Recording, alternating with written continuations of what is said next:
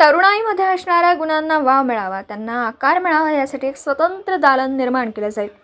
मिरज येथील जिल्हा क्रीडा केंद्रात अत्याधुनिक उपकरणं आणली जातील. कबड्डी, खो खो, कुस्ती या खेळांसाठी जास्तीत जास्त सुविधा निर्माण केल्या जातील. तसेच सांगली येथील सर्वच क्रीडांगणावर अत्याधुनिक सेवा सुविधा उभारल्या जातील अशी ग्वाही सांगली विधानसभा क्षेत्राच्या महिला उमेदवार जयश्री मदन पाटील यांनी दिली. सांगली येथील क्रीडा संघटना व क्रीडा मंडळांच्या वतीने जयश्री पाटील यांच्या प्रचारात खेळाडूंनी रॅली काढून त्यांना निवडून देण्याचं आवाहन केलं. यावेळी त्या बोलत होत्या.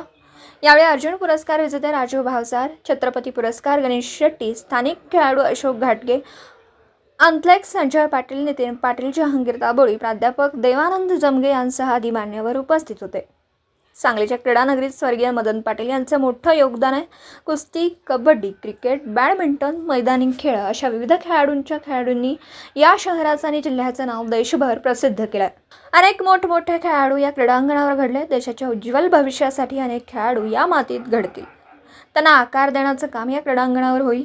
त्यामुळे भविष्यात सर्व सोयीसुविधांनी युक्त असं भव्य क्रीडा दालन सांगली नगरीत उभारण्यात येईल. या क्रीडा रॅलीत खेळाडूंनी सक्रिय भाग घेतला होता. जय मातृभूमी, तरुण भारत, शिवशक्ती, बिसूर व्यायाम मंडळ आदी मंडळांनीही सहभाग घेतला.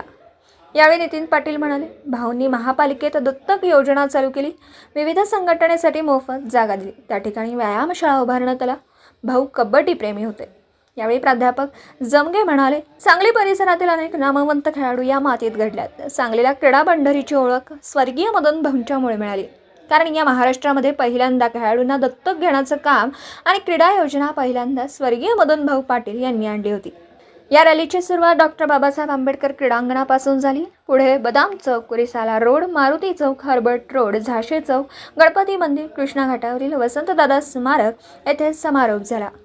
यावेळी या रॅलीसाठी सांगलीसह परिसरातील खेळाडू मोठ्या संख्येने उपस्थित होते.